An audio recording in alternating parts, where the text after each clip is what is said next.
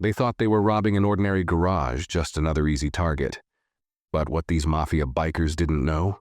The man they crossed was no ordinary mechanic, and what's hidden in his past will leave them begging for mercy. This is the story of how a quiet garage turned into ground zero for revenge. You won't believe what happens next. Enjoying the story? Drop a comment and let us know where you're watching from. Don't forget to hit that like button and subscribe so you don't miss what happens next. The night air was thick with the hum of distant traffic, a muffled backdrop to the rhythmic clinking of tools. Isaiah "Zay" Walker leaned over the open hood of a battered pickup truck, his hands moving with the precision of a surgeon. The garage smelled of motor oil, rubber, and a faint metallic tang that clung to the tools on the wall. A single overhead light flickered occasionally, casting shadows that danced across the cluttered space. Outside, the chirp of crickets was punctuated by the occasional roar of a motorcycle, distant but insistent, like an approaching storm. Zay worked in silence, his face a mask of focus. His dark eyes scanned the engine, and with a few deft movements he tightened the last bolt. Wiping his hands on a grease-stained rag, he straightened, his tall, broad frame silhouetted against the garage's dim glow. The radio on the workbench played a low, mournful blues tune, the kind of music that matched Zay's demeanor, calm, contemplative, but tinged with something unresolved. The sound of approaching engines grew louder, breaking his momentary reverie. Zay's jaw tightened, and his eyes flicked to the side toward the shadows beyond the garage door. He reached instinctively for a wrench, holding it loosely as he stepped toward the entrance. He didn't see anyone, but he felt them, an unshakable sense that he was being watched. "Marcus," Zay called, his voice steady but firm. A young man no older than 20 emerged from the back of the garage, wiping grease from his hands. His face, boyish but weary, lit up with a faint trace of concern. "Yeah, boss? You see anyone hanging around earlier? Thought I heard something." Marcus shook his head, glancing nervously toward the garage entrance. "No, but I can check around if you want." Zay hesitated for a moment, then waved him off. "Don't bother, just lock up the back before you leave. I'll finish up here." Marcus nodded, disappearing into the shadows at the rear of the garage. Zay set the wrench down and moved to the workbench, his hands running over the scattered tools. He paused, his fingers brushing against a small, innocuous box tucked beneath a rag. For a moment, he just stood there, staring at it, his mind drifting to memories he'd long tried to bury. He opened the box, revealing a dismantled detonator, its sleek metal casing gleaming under the flickering light. He closed it quickly, shaking his head as if to clear the thoughts away. Those days were behind him, days he'd sworn never to revisit. Yet tonight something gnawed at him, a premonition that unsettled the usually unflappable mechanic. The engines outside revved again, louder this time before fading into the distance. Zay stepped to the door and peered out.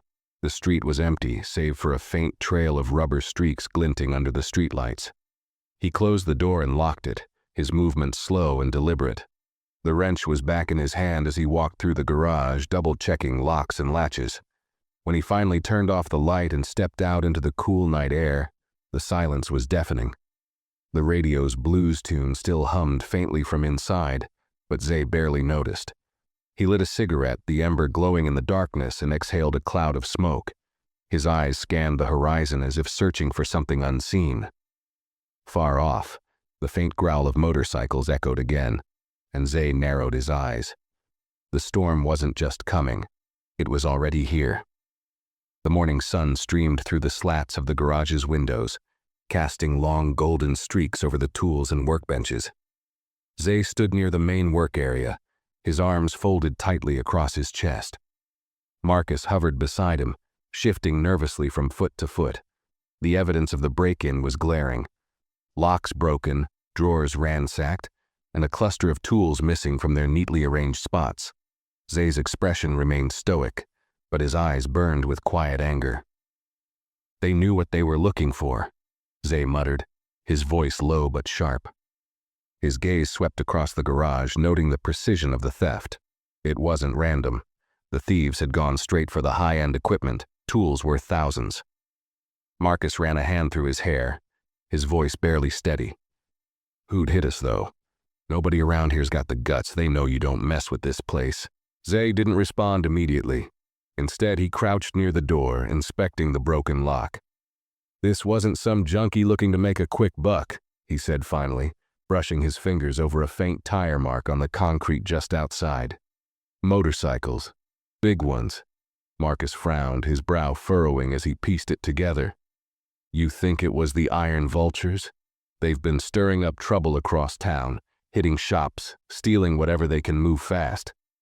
Zay stood, his expression unchanged. Maybe, he said, though his gut told him it was more than just a petty heist. He turned to Marcus, his tone firm. Clean this up, replace the locks. I'll be back in an hour. Where you going? Marcus asked, his voice tinged with worry.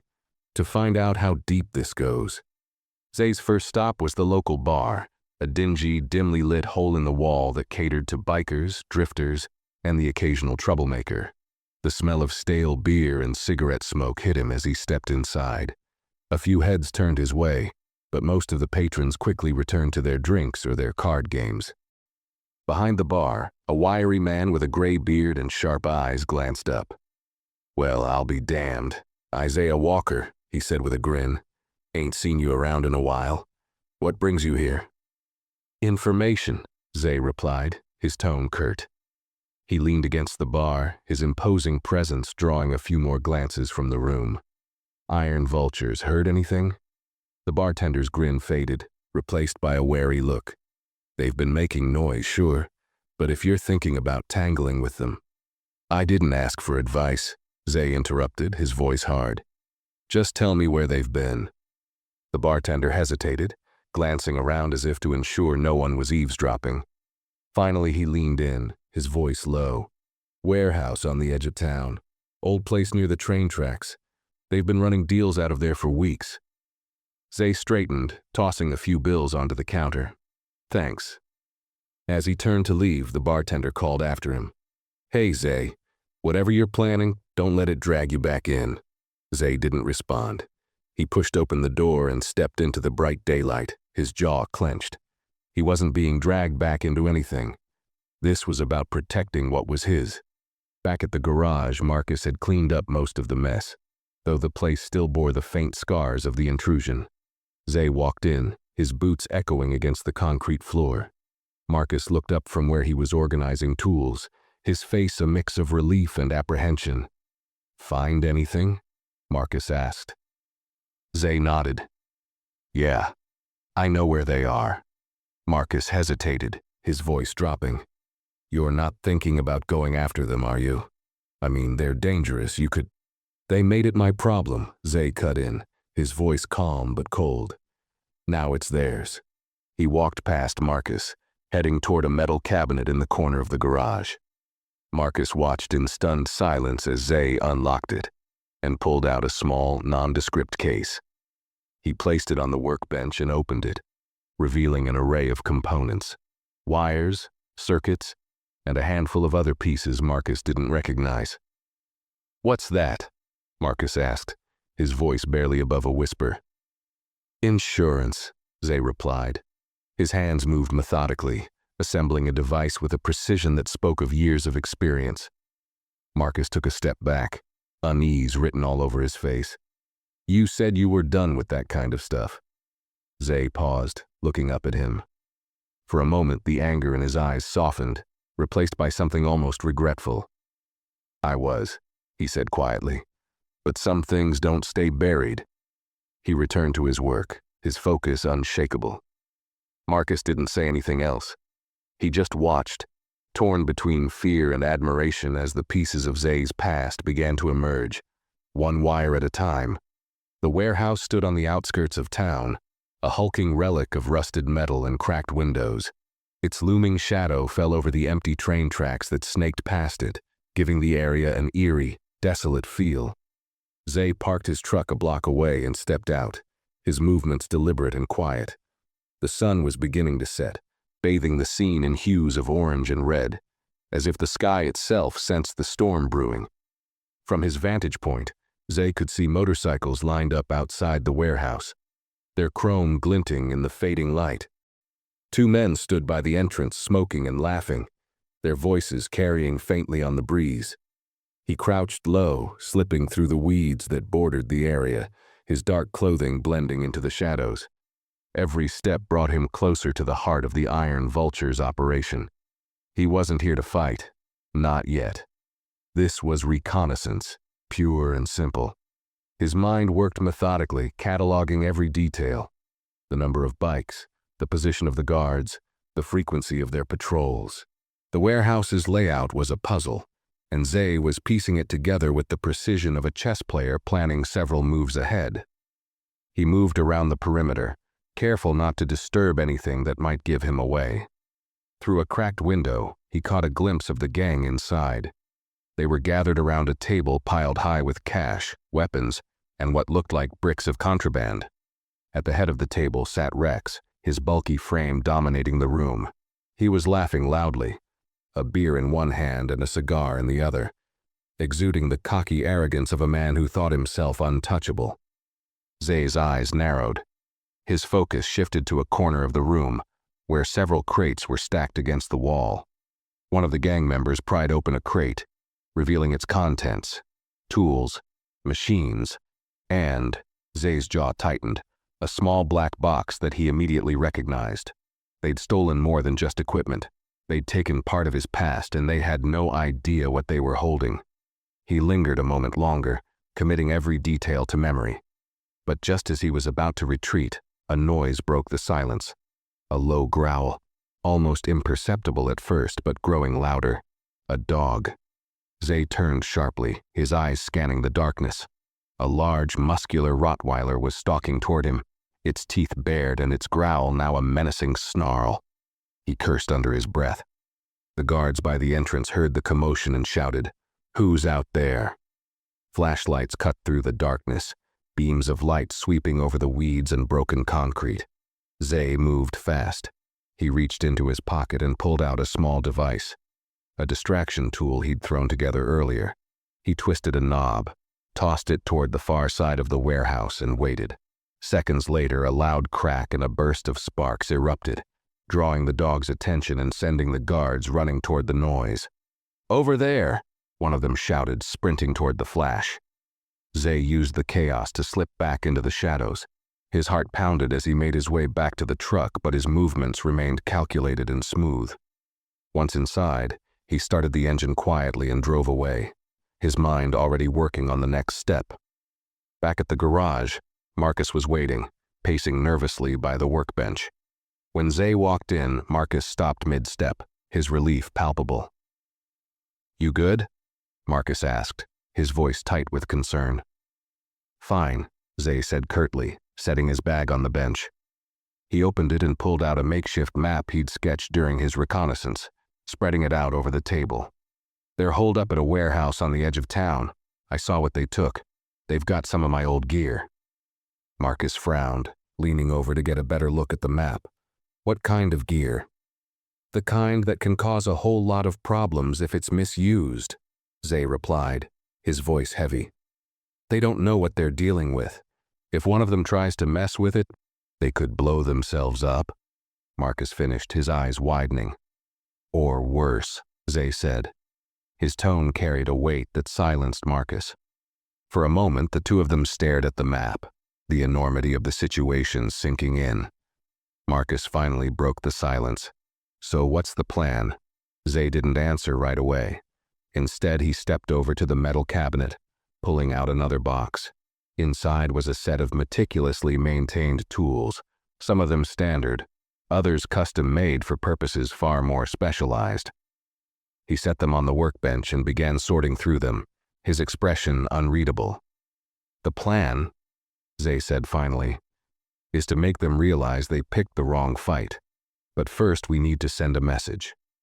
Marcus watched as Zay worked, the older man's hands moving with a precision and confidence that was almost hypnotic. He wanted to ask what Zay meant by message, but the look in his mentor's eyes stopped him. Whatever Zay had planned, it was already in motion. The Iron Vulture's warehouse was alive with noise and chaos as the gang reveled in their latest haul. Inside, Rex leaned back in a rickety chair, his boots propped on the table, a cigar clenched between his teeth. Around him, the gang drank, laughed, and counted their spoils, oblivious to the danger creeping ever closer. Duke sat at the edge of the room, his face tight with unease.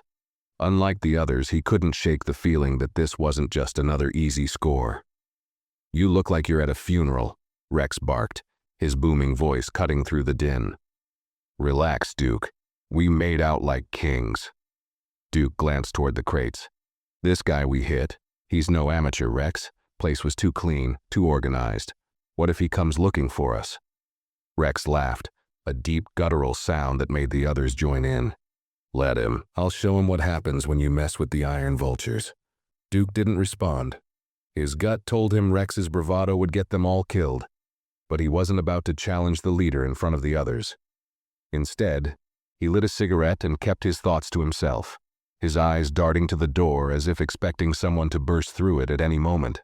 Across town, Zay stood in the garage, his hands moving steadily as he assembled a small device on the workbench. Marcus watched from a distance, his unease growing with every passing moment. The garage was silent except for the faint click and whir of tools. "Are you sure about this?" Marcus finally asked, breaking the tension. "I mean, we're not exactly talking about a slap on the wrist here." Zay didn't look up. "They stole from me. They put this in motion, not me." "Yeah, but this," Marcus gestured toward the device. "This isn't just scaring them off. This is war." Zay set down the tool in his hand and turned to face Marcus, his expression unreadable. "Sometimes the only way to deal with people like this is to make them understand consequences. They think they're untouchable. I'm going to remind them they're not." Marcus shook his head, unsure whether he was more afraid of the bikers or the calm, unflinching resolve in Zay's voice. "Just don't do something you can't come back from," he said quietly. Zay didn't reply. He returned to his work, his focus unshakable. Later that night, the warehouse was quiet, the gang finally settling into a lull as the celebrations died down. The moon cast a pale light over the motorcycles parked outside, their chrome frames gleaming like predators lying in wait. Unseen in the shadows, Zay moved silently, planting a small device beneath one of the bikes. His movements were swift and precise, a testament to years of training. The device wasn't designed to explode. It was a message. A remote trigger connected to a small charge that would create a loud, fiery display without causing serious harm. Zay finished his work and slipped away, his heart steady, his mind focused. He was already halfway back to his truck when the first explosion lit up the night. The sound was deafening, a sharp crack that echoed through the empty streets. Flames erupted beneath the bike, sending sparks into the air and illuminating the warehouse in a fiery glow. The gang poured out, shouting and scrambling, their confusion palpable. "What the hell was that?" Rex bellowed, shoving past the others to get a better look. His bike, the pride of his collection, was a charred ruin, its once pristine frame now a twisted mass of metal. "It's a warning," Duke said, his voice grim as he inspected the wreckage. "Whoever we hit, they're not just going to roll over." Rex spun on him, his face a mask of fury. "You think I don't know that? Let them come, I'll show them what happens when you mess with us." Duke didn't respond. His unease had grown into a cold certainty. This wasn't going to end well.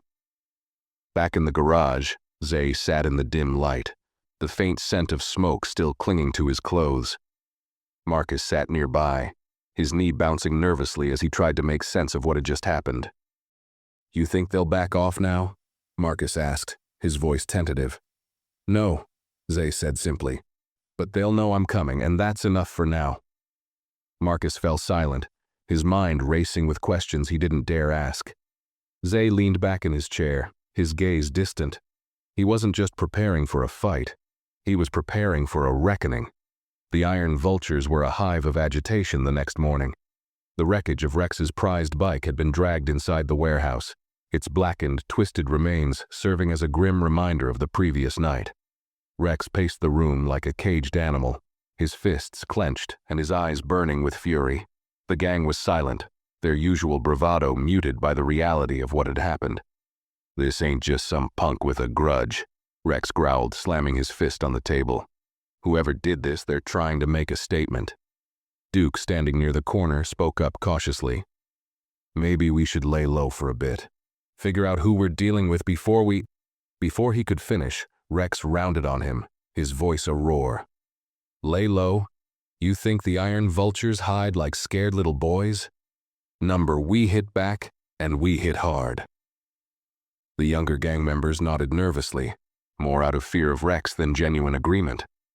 Duke said nothing, but his jaw tightened. Rex's pride was going to get them all killed, and Duke was running out of ways to keep it from spiraling further out of control. Zay stood in his garage, the morning sunlight streaming through the open doors. He was bent over the workbench, his hands steady, as he examined another small device. This one was more complex than the last, its sleek design a stark contrast to the humble surroundings of the garage.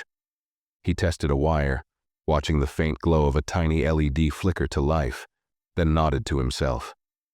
Marcus entered hesitantly, a cup of coffee in his hand. He set it down on the workbench and lingered, his unease evident in the way he fidgeted with the edge of his shirt. They're not going to take that warning lightly, Marcus said after a long pause. You know that, right? I'm counting on it, Zay replied, his tone calm but firm. Marcus stared at him, frustration creeping into his voice. You keep talking about sending messages, but what's the end game here? You're just going to keep poking the bear until they come after you with everything they've got.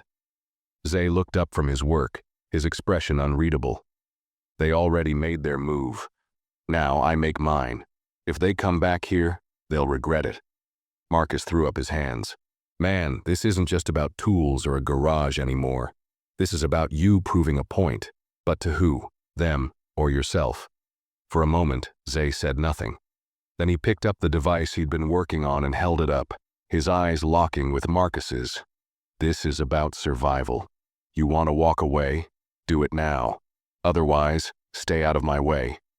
The tension between them was thick, but Marcus didn't leave.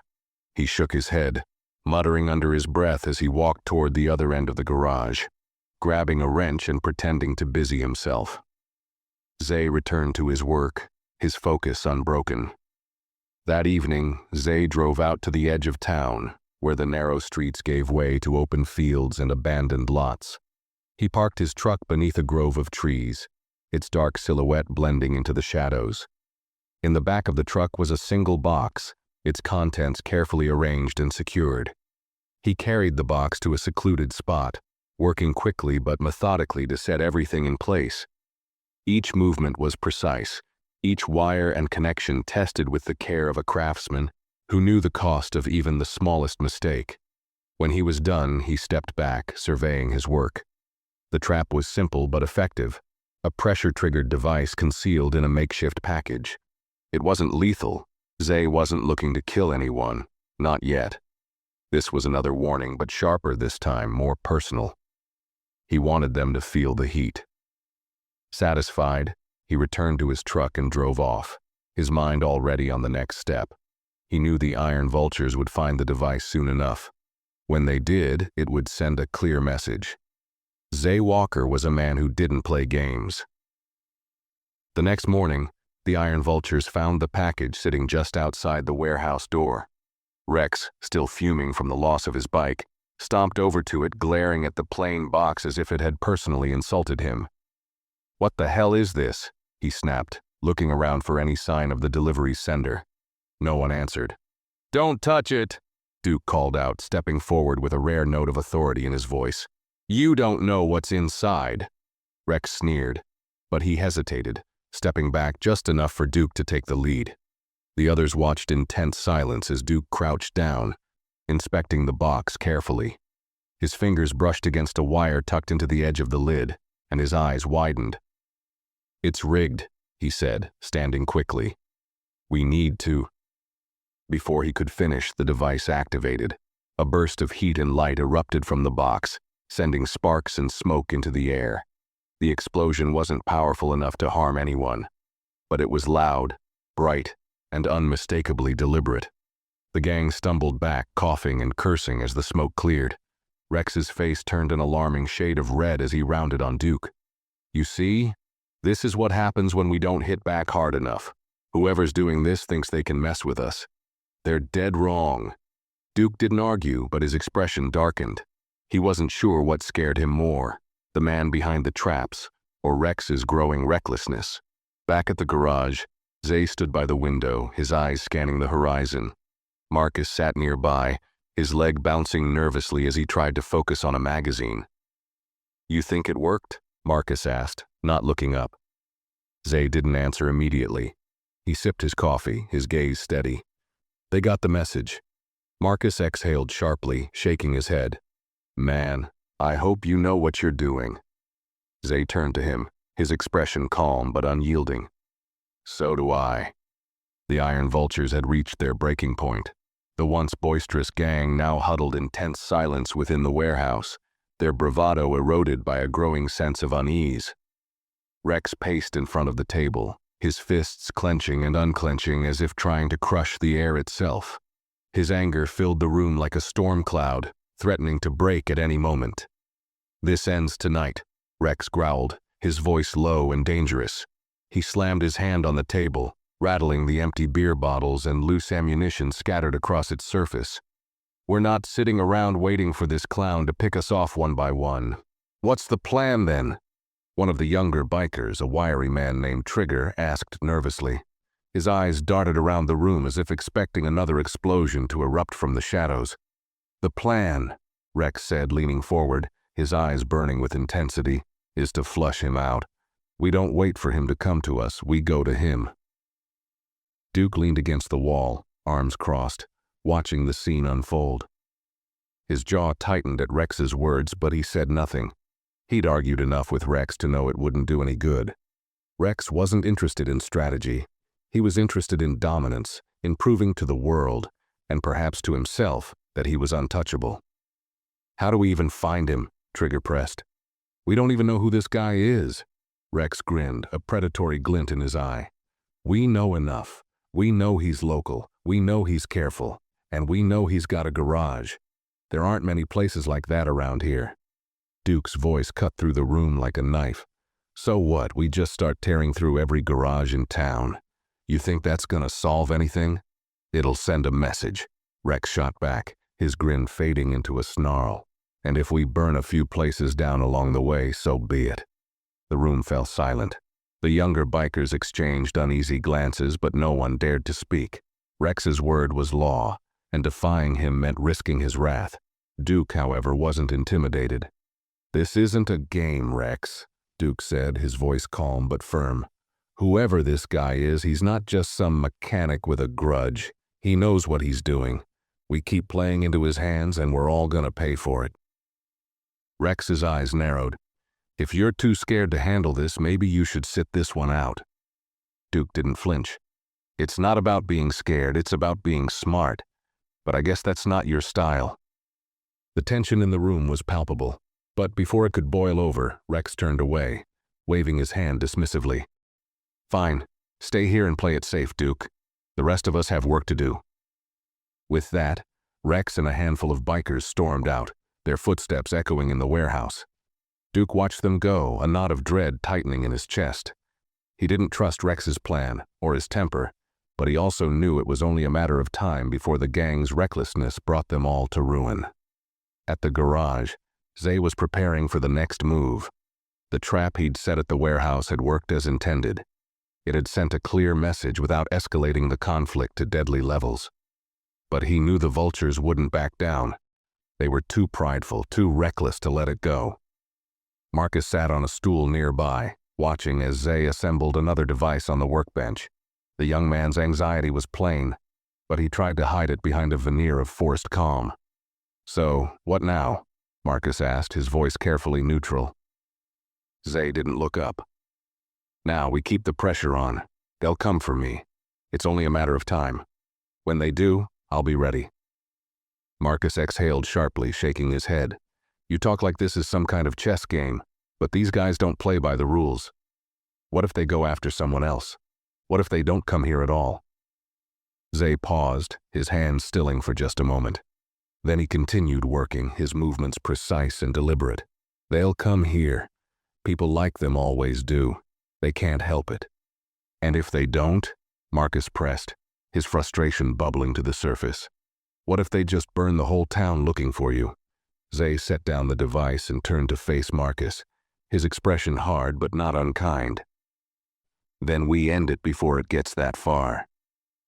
How? Marcus asked, his voice rising. What are you gonna do, Zay? Take them all out, blow up their whole operation? This isn't the army. You're not a soldier anymore. Zay's eyes darkened, and for a moment, Marcus thought he'd crossed a line. But when Zay spoke, his voice was calm, almost resigned. No, I'm not a soldier anymore, but I still know how to fight, and sometimes that's enough. Later that night, Zay sat alone in the garage, the faint glow of the radio casting long shadows across the room. The blues tune playing softly in the background matched his mood, quiet, reflective, but laced with an undercurrent of tension. He closed his eyes, his mind drifting back to the faces of people he hadn't seen in years, brothers in arms who'd fought beside him, who'd trusted him, who'd paid the price for his mistakes. Their voices echoed in his head, faint but unrelenting. Stay focused, he whispered to himself, his voice barely audible over the music. Stay sharp. Outside, the night was still, but Zay knew it wouldn't last. The storm was coming, and this time it wouldn't wait for him to make the first move. The storm broke in the early hours of the morning, not in the sky, but on the streets. The rumble of motorcycles echoed through the quiet town as the iron vultures rode in a pack, their engines roaring like thunder. At the front, Rex led the charge, his face twisted into a mask of rage and determination. Behind him, his gang followed, their numbers reduced but still formidable, their presence a deliberate display of dominance. They tore through the streets, their headlights slicing through the pre-dawn darkness, their shadows stretching long and menacing against the buildings. Rex's target was clear, the garages scattered throughout town, each one a potential hiding place for the man who had dared to defy them. The first garage they hit was a small, family-run operation on the edge of town. Rex dismounted his bike and kicked open the door, his gang following close behind. Inside, the owner, a wiry, middle-aged man with grease-stained hands, froze in terror as the bikers stormed in. "Where is he?" Rex barked, his voice booming. The man shook his head, his hands trembling. I don't know who you're talking about." Rex sneered, stepping closer, his imposing frame towering over the cowering man. "The guy who set us up. Don't play dumb." "I swear I don't know," the man stammered, his voice cracking. Rex studied him for a moment, then stepped back and nodded to one of his men. Without hesitation, the biker swung a wrench, smashing a workbench and sending tools clattering to the floor. "Next time it won't be your tools," Rex said coldly before turning on his heel and leaving. The gang followed, leaving the garage in shambles and its owners shaken but unharmed. Word spread quickly. By the time the iron vultures reached the third garage, fear had already gripped the town. Mechanics and shop owners locked their doors, some even boarding up their windows. The streets were deserted, the usual hum of early morning activity replaced by an eerie silence. But at Zay's garage, the doors remained open. Inside, Zay stood at the workbench, his tools laid out with military precision. He had spent the night preparing, every movement deliberate, every plan calculated. Marcus sat nearby, his face pale and his leg bouncing nervously. He hadn't slept, and it showed in the dark circles under his eyes. "They're coming," Marcus said, his voice barely above a whisper. "I know," Zay replied, not looking up from his work. "What if they don't stop here? What if they just keep tearing through the town?" Zay set down the tool in his hand and turned to face Marcus, his expression calm but unyielding. "That's why they'll stop here. They need to feel in control, to prove they're the ones calling the shots. And the only way they can do that is by taking me out." Marcus swallowed hard, his unease growing. "And what if you're wrong?" Zay didn't answer immediately. Instead, He walked over to the metal cabinet in the corner of the garage and opened it. Inside was a device he had been working on for weeks, a combination of mechanical ingenuity and explosive precision. He picked it up, the weight of it grounding him. "I'm not wrong," he said finally. "But if they force my hand, I'll make sure they never try this again." The Iron Vultures arrived just after sunrise, their engines cutting out as they pulled up outside Zay's garage. Rex dismounted first, his boots crunching against the gravel as he strode toward the open doors. Behind him, the rest of the gang spread out, their eyes scanning the area for any signs of a trap. Inside, Zay stood in the center of the garage, his arms crossed and his face unreadable. Marcus was nowhere to be seen, hidden in the back as they had planned. The tension was thick, the silence broken only by the faint hum of the radio in the background. Rex stopped just outside the doors, his eyes locking with Zay's. "You've got guts, I'll give you that," Rex said, his voice dripping with disdain. "But you've made one hell of a mistake." "Funny," Zay replied, his tone calm. "I was about to say the same thing." Rex's eyes narrowed, and he took a step forward. "You think you can scare us? Blow up a bike, set off a little firecracker, and we're supposed to back down?" Zay didn't move. "If you were going to back down, you'd have done it already." Rex sneered. "You don't get it, do you? You're outnumbered, outgunned, and now you're out of time." Zay allowed himself a small, almost imperceptible smile. "Am I?" Before Rex could respond, a loud click echoed through the garage. The sound came from the shadows where Marcus had triggered a device Zay had set up earlier. Sparks flew as a rigged panel exploded with a controlled burst, sending a cascade of metal fragments and sparks across the gang. It wasn't lethal, but it was enough to send the bikers scrambling, their confidence shaken. Zay stepped forward, his voice cutting through the chaos like a blade. "This is your last chance. Walk away, and I'll let you leave in one piece. Stay, and you'll regret it." Rex's face twisted into a snarl, his pride outweighing his fear. "You think you're the only one who knows how to fight? Let's see what you've got." Zay didn't flinch. He was ready. The storm had arrived, and he wasn't backing down. The standoff at the garage began with an uneasy silence. The Iron Vultures regrouped outside, their movements cautious and deliberate. The controlled explosion had rattled them, but Rex's fury kept them tethered to their mission. He barked orders, his voice harsh and unforgiving, rallying his men to press forward. Inside, Zay moved with calm precision. He checked the placement of his devices, ensuring each trap was ready for activation. His garage, usually a sanctuary of creation and repair, had been transformed into a battlefield. The tools that once built engines now served as the foundation for a carefully orchestrated defense. Marcus crouched behind an overturned workbench, his breathing shallow and fast. His nerves were shot, but he held his position, his trust in Zay's plan the only thing keeping him from running. Zay glanced at him briefly, his voice steady and reassuring. "Stick to the plan," Zay said. "You don't move unless I tell you. Got it?" Marcus nodded, swallowing hard. "Got it."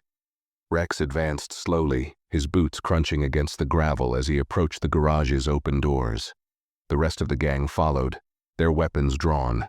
They spread out, their movements careful, scanning every corner for traps. "You think you can scare us with a few sparks?" Rex shouted, his voice echoing through the still morning air. "Come out and face us like a man." Zay stepped into view, standing in the center of the garage with his arms at his sides. His expression was calm, almost casual, but his eyes burned with quiet intensity.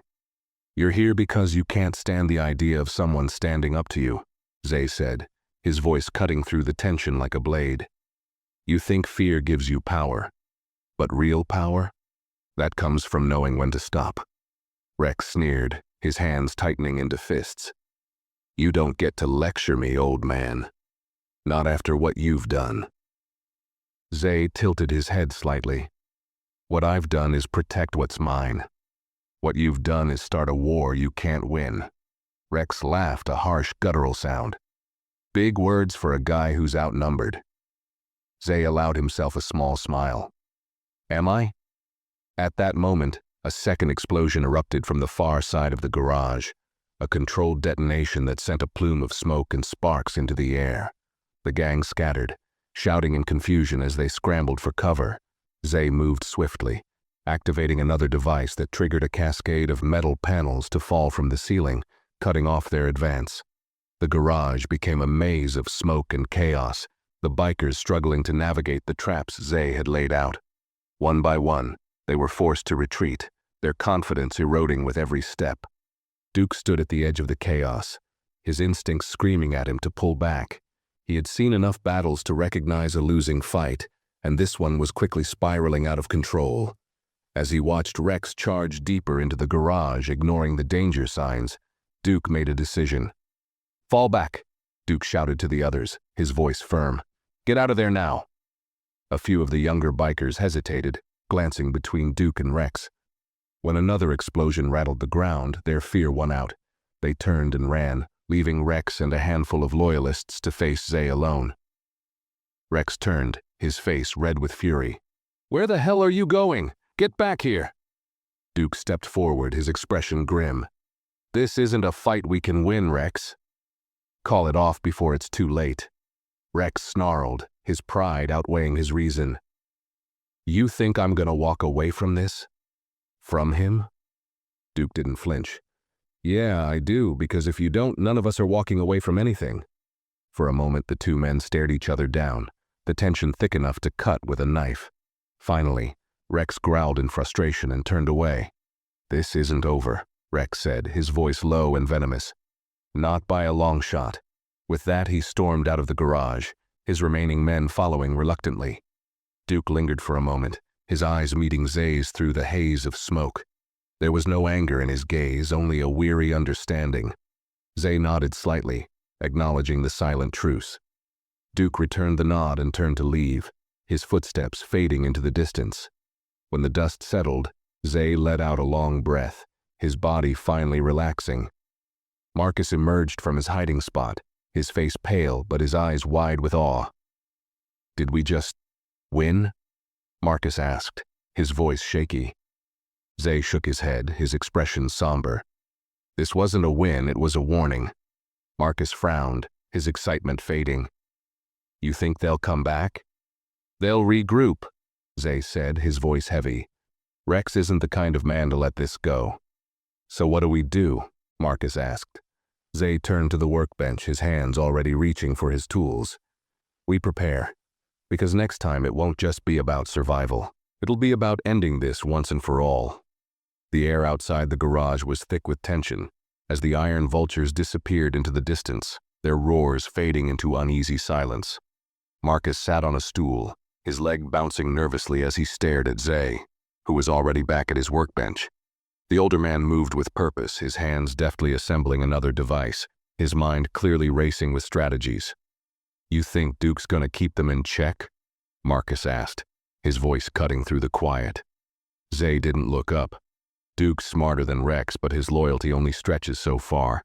He'll try to steer them away from this, but Rex isn't the type to let anyone else make the call. This isn't over. Marcus exhaled sharply, running a hand through his hair. "Man, I don't get it. Why don't we just go to the cops? Let them handle these psychos." Zay stopped what he was doing, his hands resting on the workbench. He turned to Marcus, his eyes steady but hard. "And tell them what? That I've been rigging explosives and setting traps? That I've been provoking a gang into coming after us? You think they'll look at me and see a victim?" Marcus opened his mouth to respond, then closed it again. He had no argument.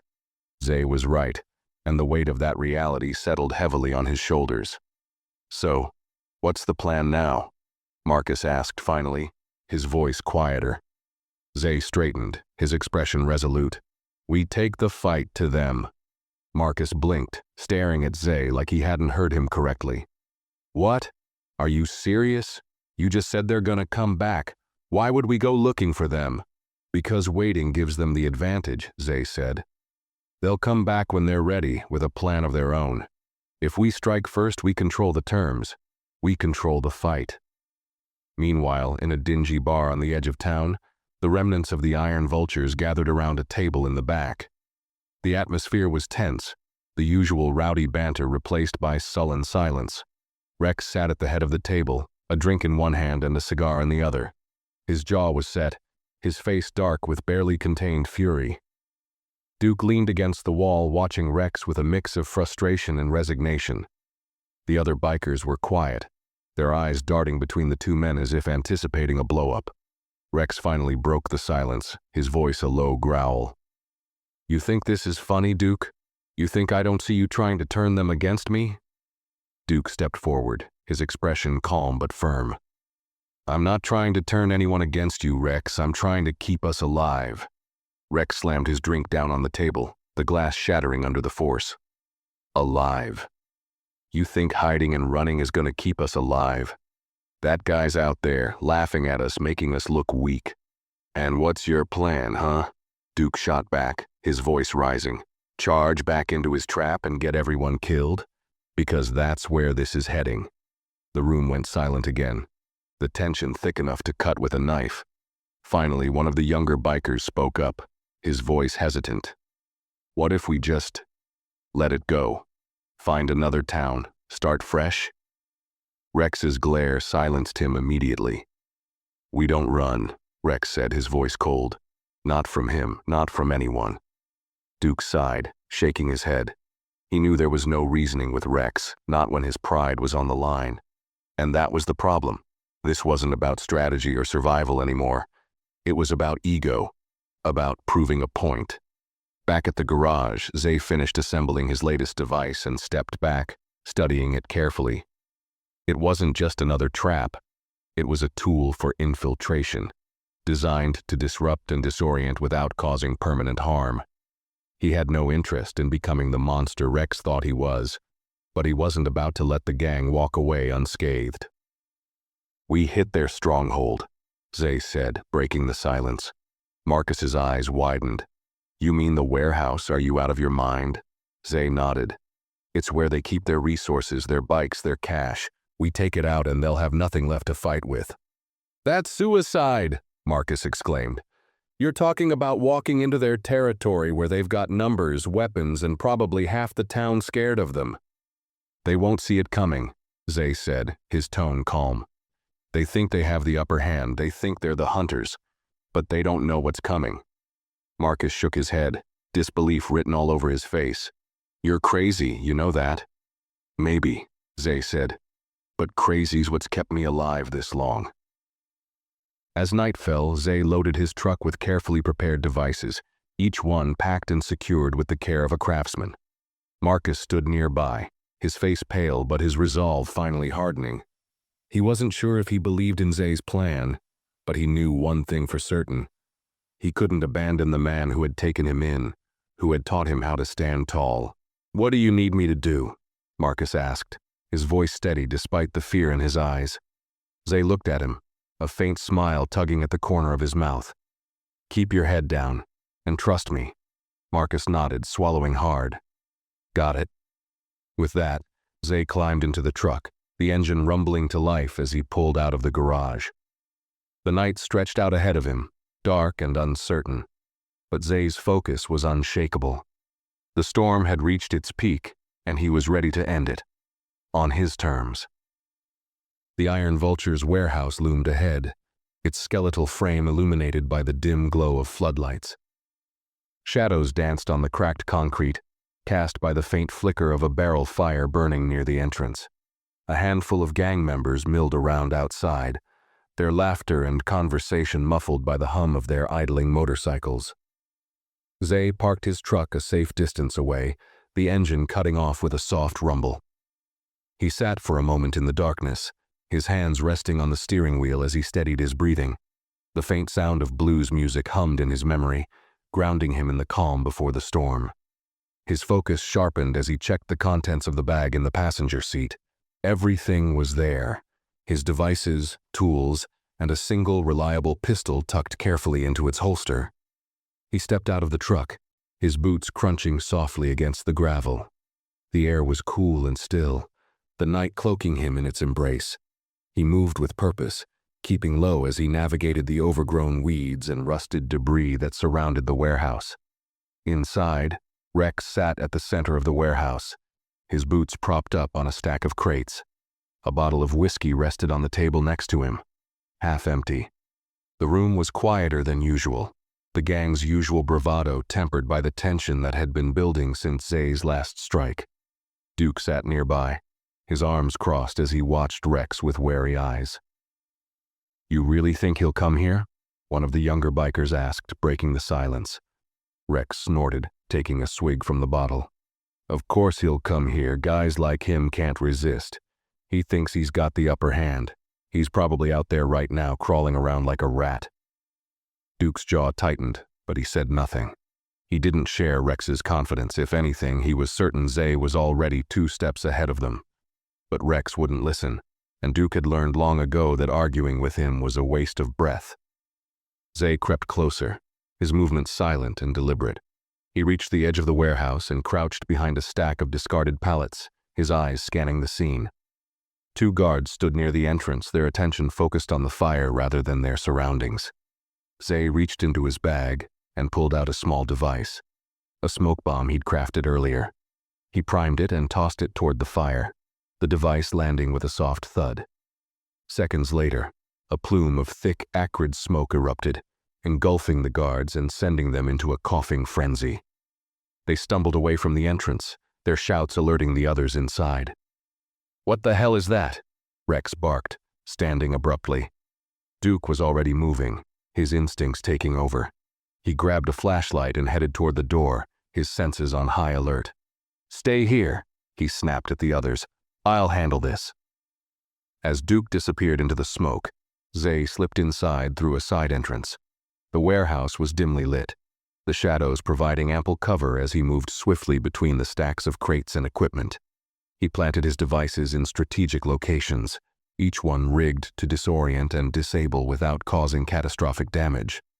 Duke emerged from the smoke, his flashlight cutting through the haze. He scanned the area, his sharp eyes narrowing as he spotted the faint outline of a figure disappearing into the warehouse. He cursed under his breath and followed, his grip tightening on the knife at his side. Inside, Zay crouched behind a stack of crates, his ears attuned to every sound. He heard the faint creak of boots on concrete and knew someone was closing in. He reached for a device on his belt, a small directional flashbang, and prepared to deploy it. When Duke rounded the corner, Zay was ready. He activated the flashbang, the blinding light and deafening sound disorienting Duke and sending him staggering back. Zay moved quickly, grabbing Duke and pinning him against the wall. "Call them off," Zay said, his voice low and firm. "This doesn't have to go any further." Duke blinked, his vision swimming as he struggled to focus. "You think Rex is gonna listen to me? He's already halfway off the rails." "Then stop him," Zay said, tightening his grip, "because the next step isn't a warning." Duke stared at Zay, his expression conflicted.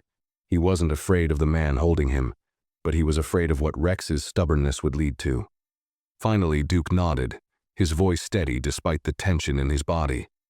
"I'll try, but if you know Rex, you know that might not be enough." Zay released him and stepped back. "Then I'll deal with him myself." Back in the main room, Rex paced like a caged animal, his frustration boiling over. The sound of Duke's earlier shout had only heightened his paranoia, and the gang around him was growing increasingly restless. "This is it," Rex muttered, more to himself than anyone else. "He's here." The lights flickered, a subtle disruption caused by one of Zay's devices. Rex froze, his hand going to the gun at his hip. The rest of the gang looked around nervously, their confidence cracking under the mounting tension. Before anyone could react, a loud boom echoed through the warehouse as one of Zay's traps triggered. A cascade of sparks and smoke filled the room, sending the gang into a frenzy. Rex shouted orders, but his voice was drowned out by the chaos. Zay stepped out of the shadows, his presence commanding. "It's over, Rex," he said, his voice cutting through the noise. "Walk away while you still can." Rex turned, his eyes wild with rage. "You think you can take me? Come on then, let's see what you've got." Zay didn't flinch. He stood his ground, ready for whatever came next. The fight was far from over, but he was determined to see it through, on his terms. The room seemed to freeze in the seconds after Zay's declaration. The tension was palpable, a coiled spring ready to snap. Rex stood rigid, his gun drawn, while the remaining gang members lingered on the edges of the chaos, their loyalty shaken. Smoke and sparks filled the air, casting an eerie glow over the warehouse. The shadows made Zay appear larger, more imposing, a man who had transformed his calm demeanor into a silent storm. Rex sneered, his voice dripping with disdain. "You've got guts, I'll give you that. But guts don't mean a damn thing against lead." Zay didn't blink. His voice was calm, almost unnervingly so. "You're out of your depth, Rex. Your men are scared, and they're looking to you for answers. You think shooting me will fix that?" Rex laughed, a harsh, grating sound. "Fix it? Number. But it'll send a message." Before he could pull the trigger, another explosion erupted on the far side of the warehouse. This one was louder, more forceful, shaking the floor beneath their feet. The gang scattered, shouting in confusion, as crates toppled and metal debris clattered to the ground. Zay had planned for this moment, and now the chaos was his weapon. Rex stumbled but kept his footing, his eyes darting around wildly. "You think you can scare me with your little fireworks? You're just a washed-up mechanic playing soldier." Zay stepped closer, his movements deliberate, his eyes locked on Rex. "I'm not playing. I've seen what men like you do. Use fear to control, to destroy. But fear doesn't last, Rex.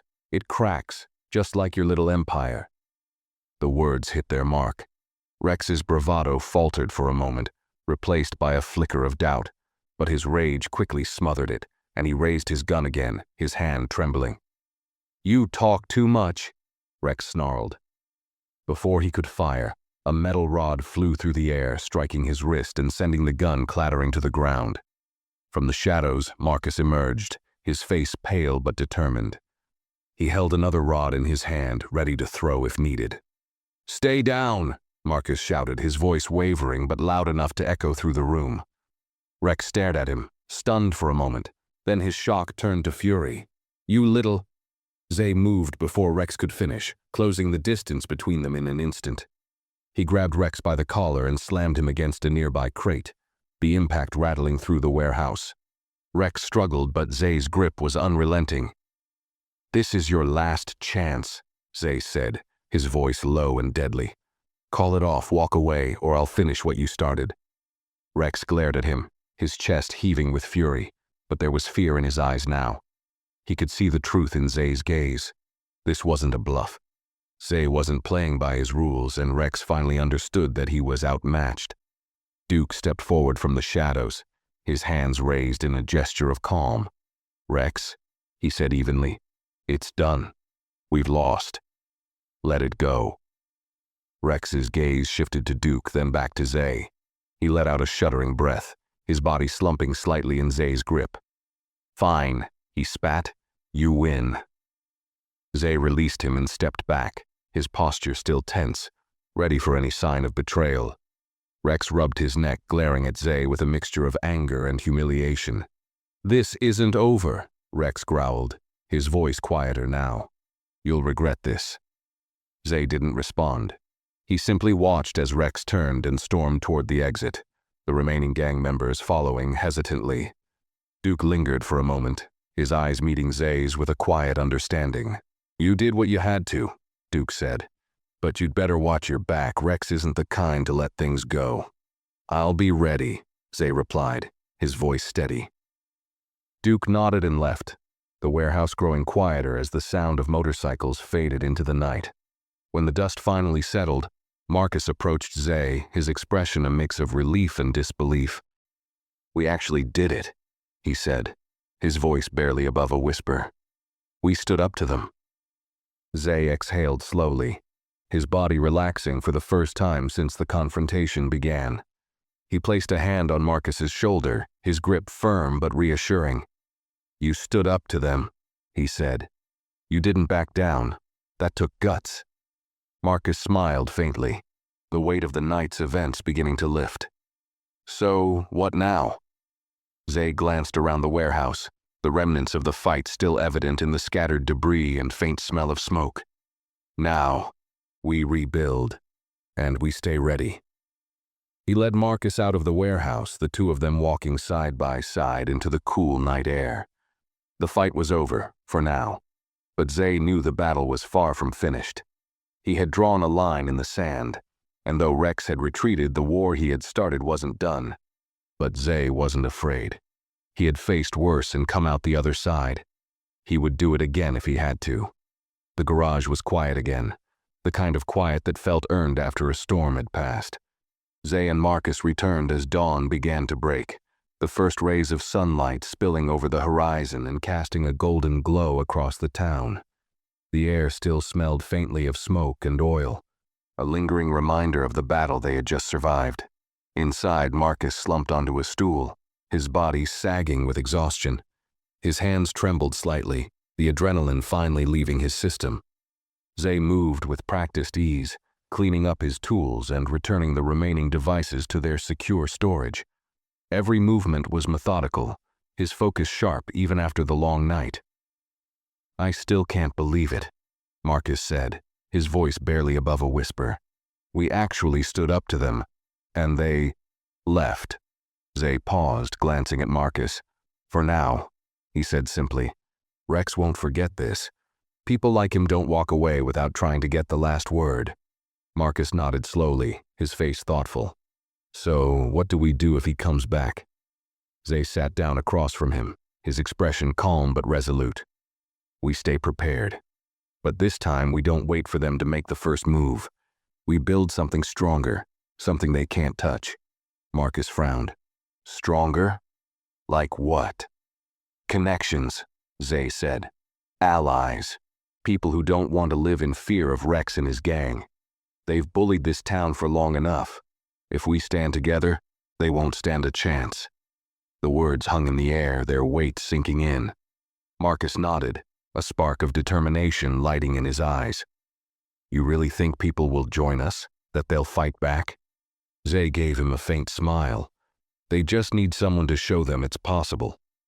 Over the next few days, the garage became a hub of quiet activity. Word of Zay's confrontation with the Iron Vultures spread quickly through the town. People who had once avoided the garage out of fear now stopped by, their curiosity piqued by the stories of what had happened. A local shop owner dropped off supplies, muttering a quiet "thank you" before hurrying away.